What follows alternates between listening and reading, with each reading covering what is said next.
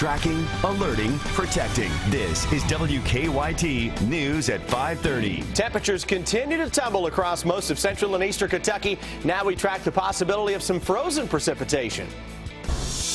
He was adamant that he was there to trade his coins for cash. A strange crime. A man breaks into a bank in central Kentucky using a gun, all to make a deposit. Inside a multi-million-dollar U.S. Postal Service investigation. It focuses on one of the fastest-growing crimes in the country. WKYT News at 5:30 starts now. Good evening to you. Temperatures are steadily dropping as cold air is pushing its way toward our region. And that cold air could help turn today's rain into a wintry mix tonight.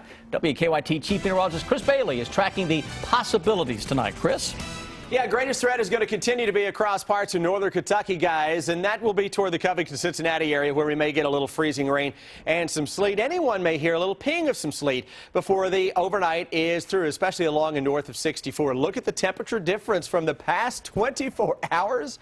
And when you throw the winds into the mix, I mean, it feels 30 degrees colder with the actual thermometer. Throw the winds into the mix, it feels 40 degrees colder with a wind chill of 26 degrees right now in Lexington, 25 in Covington. Those are the numbers to dress for if you're going to be out and about this evening. Now, again, that freezing rain advisory is out for Boone, Kenton, and Campbell counties into far northern Kentucky. Live First Alert Defender showing the heaviest push of moisture now across sections of northeastern Kentucky. So for the Lexington Metro, we'll see things lightening up just a little bit, but here is the back edge of that main shield that is flipped over to a little ping of some sleet now showing up here in northern Kentucky. This area will see a little more juice coming down the road a little later tonight. Guys, that'll be the primary threat the farther north that you live for a little isolated sleet and freezing rain. I'll come back in a little bit and we will track not only this winter threat, but a lot of chilly temperatures and even more rain in the 7-day forecast. All right, Chris, thank you. A bizarre burglary in Nelson County. Bardstown police say a man broke into a bank, but not to steal anything. Pretty strange. Officers say that 61-year-old Ronald Newberry went through the bank's drive-thru at 5 this morning, but didn't want to wait to make his deposit. WKYT's Victor Puente has the details on the crime in our top story at 5:30. When Bardstown police arrived at Lincoln National Bank this morning, they found a duffel bag with a gun, some silver coins, and silver bars inside. They say the man that bag belonged to broke into the bank and brought that silver with him. Police say they've been able to piece together a rough timeline of what happened this morning. They say 61-year-old Ronald Newberry went to the bank around 5 and tried to get service at the drive-thru window, but the bank was closed. After sitting at the drive-thru for a few minutes, police believe Newberry decided to shoot his way into the building. Tried to shoot the lock on the door, shot at least 4 times. 4 shell casings were found. The shattering glass set off alarms. The police say when they arrived, they spotted Newberry. He was hiding behind a Christmas tree. And the bag he brought in. There was a 9mm Beretta handgun inside. And there were several silver coins that were packaged like a collector may package, and also some silver bars. Newberry told them he wasn't there to take anything. He was adamant that he was there to trade his coins for cash. Police searched his car and they say they found several AK-47 rifle magazines. That led to a search of his house where police say they found a small amount of cocaine and several other guns. The bank's manager told me he was glad no one was injured. It had the potential to be extremely dangerous. I mean, you know, the fact that he did have a weapon. He did use it there at the scene, fired 4 times. Newberry is charged with burglary, but police tell me they expect other charges connected to that cocaine and possibly those guns. In Nelson County, Victor Puente, WKYT. And Newberry also told police he had a partner. Police say they're reviewing surveillance video to see if that in fact was the case. 5 people were injured after a crash involving a Harlan County ambulance and 2 vans today in Lexington. The crash happened on Alumni Drive about 2:40 this afternoon. The Harlan County ambulance was off the road and stopped against a wood fence. All 5 people had minor injuries. It is the first day of class for some Central Kentucky preschoolers 3 months after their school was destroyed in a fire. Our county-by-county coverage at 5:30 begins in Lincoln County. The county's Board of Education and preschool burned in that fire in August. The students are spread out between the McGuffey 6th Grade Center, Stanford Elementary, and the Grace Fellowship Church. Just to see their faces, they were excited and some of them we hadn't seen in several weeks, so it was good just to give them a hug, and they were just ready to be here. We didn't have any tears, so it was a great morning. Starting next year, the students will be in new mobile classrooms behind the Board of Education. In Leslie County, another business loses money because of a fraudulent payroll check. The owners of S&D Stop and Go says their store cashes their customers' checks, but on November 20th, the owner says a man came in with a suspicious check, but they cashed it. The bank later told the owner the check had no money to back it up. It's just bad all the way around, because then you question each person that you really don't know personally, and I don't like feeling that way about people. The store's owner is still reviewing the video and working to pass it along to police. In Madison County, a warning to store owners: watch for counterfeit bills. Richmond police are looking for 2 people accused of passing fake $10 bills at Mad Scoops. Officers say a man ordered ice cream and paid with one of the bills and then asked for change for 2 other bills. The man is about 5'10", 150 pounds, short dark hair, and a woman with a ponytail came in with that man. 60 Minutes touched on this last night. Identity theft. It continues to be one of the fastest growing crimes in this country. But here's something you might not know. The crime includes fraudulent tax filings costing billions of dollars. Here's how it works. Crooks use stolen identities to file for a tax return online. Victims have no idea until they try to file their own return. Inspectors say that when filing, identity thieves ask to have their refunds put on a debit card.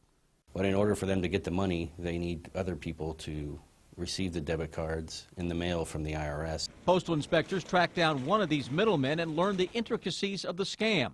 Once the middleman receives the debit card from the IRS, he sends the card's passwords to the mastermind, who is often overseas. In this case, the go-between was living in a hotel, and an astute employee noticed something unusual. The suspect was receiving numerous debit cards in different names, and so the hotel manager noticed that all these debit cards with different names were going to this one room. A search warrant uncovered valuable evidence. We found several debit cards with other people's names on them. We also seized the computer of the suspect. We recovered over 200 stolen identities, and also were able to recover the chat messages between the suspect and the suspects in Nigeria. Authorities warned the suspect to discontinue his role in this scheme, but he didn't listen. Once we were gone, the suspect went out and purchased another computer and contacted the individuals in Nigeria, told them the feds were there, and they took everything. The middleman was charged with obstruction of justice and sentenced to 11 years in prison. This case is just a small part of a larger case that's being investigated nationwide. The total loss up to date is over $150 million. So this case is hitting a larger portion of the country. The best way to figure out if your identity has been stolen: annualcreditreport.com. It'll give you a free copy of your credit report, and you can go through to make sure there is no new accounts open up in your name that you weren't aware of. As he alluded to there, the case we just told you about was part of Operation Rapid Refund, a task force created by postal inspectors with other law enforcement agencies. Postal inspectors arrested 255 suspects last year in this case and recovered more than $833 million. WKYT is helping make the holidays brighter for needy children, and you can help. We are taking donations today for the Mission of Hope Christmas Drive. Jennifer Palumbo is in the WKYT lobby, and Jennifer, people still have time to stop by the station and bring us items, don't they? That's right, Amber. They have 1 more hour, and we have just had the Renfro family from Lexington. Wave hi, everybody. Thank you all so much. They brought bags and bags of toys to help our Mission of Hope Christmas Toy Drive. Jill Travis is a longtime volunteer with Mission of Hope. And what does this charity mean to these children of southeastern Kentucky? It means everything. This is their opportunity each year to actually be getting gifts. You know, for Christmas, this is their Christmas. Our community, what they are giving is what these children get. They're low income, and with the economy, their parents just can't afford. And this Mission of Hope is their hope. They're extending hope to these children. We appreciate what you're doing, and as you can see, it's not just toys. There are toiletries, clothing here. Chris Wilson with Chick-fil-A, one of the sponsors. Why is this important for Chick-fil-A to be involved with this? We just saw the need in eastern rural Kentucky, and we just want to be a great community partner and help with those who are in greatest need. So. Well, you can bring your donations here to the WKYT lobby until 6:30 tonight, and the drive continues through next Monday. You can get more information at WKYT.com. We'll have more coming up in our next half hour, but Amber, back to you. I'm Bill Bryant. A top Kentucky business leader says the jobs don't match the job seekers right now here in the Commonwealth. And the state looks for an operator for the first to be privately run state resort. The bottom line is ahead. Narcan reverses the effects of an opiate overdose, and it's costing taxpayers more these days. Coming up on WKYT News at 6, find out how much you're paying to keep this drug in the hands of emergency responders. The Kentucky Chamber of Commerce says there are plenty of jobs open in the state, but not enough trained job seekers. WKYT's Bill Bryant talks with the Chamber's president about the issue in Bottom Line. Good evening. The head of Kentucky's largest group of business owners says the state income tax and local occupational taxes are holding the economy back. Kentucky Chamber of Commerce President Dave Adkison says it's easy for people to simply choose to live or do business somewhere else and avoid state and local income taxes. Adkison also says Kentucky has a growing problem of having jobs available, but no one trained to handle them. Yes, Bill, if you had 100 business people in the room, small business, big business, and all that, the common theme with most of them would be workforce issues. There's a huge mismatch between the jobs that are available these days and the candidates trained or poorly trained for those jobs. As a fellow said, there are too many Kentuckians without jobs and too many jobs without Kentuckians. Adkison says the Kentucky Chamber also hopes that the state legislature in the coming weeks will look at state pensions, charter schools, and a statewide smoking ban. His interview is available on demand at WKYT.com. Looks like Lake Cumberland will be the location of the first privately developed resort at a Kentucky state park. The state is looking for proposals for building the privately run lodge at General Burnside Island State Park. The state would get some of the revenue or a lease payment from the private lodge. Funeral arrangements are being finalized for a longtime Central Kentucky broadcaster. Ray Holbrook was an announcer and executive at stations including WKYT in a career that spanned more than 50 years. Holbrook has died at age 85. Blackburn and Ward Funeral Home in Versailles is handling the arrangements for Ray Holbrook. Bill Bryant, WKYT. A lot of rain on live First Alert Defender, though some parts of the state getting in on at least the potential for some wintry weather. We'll put a track on that when I come back in a matter of a few minutes. I'm Sam Smith in Whitley County, where a house fire takes the life of an 85-year-old man. Coming up at 6, you'll hear from a friend about how much he'll miss his neighbor.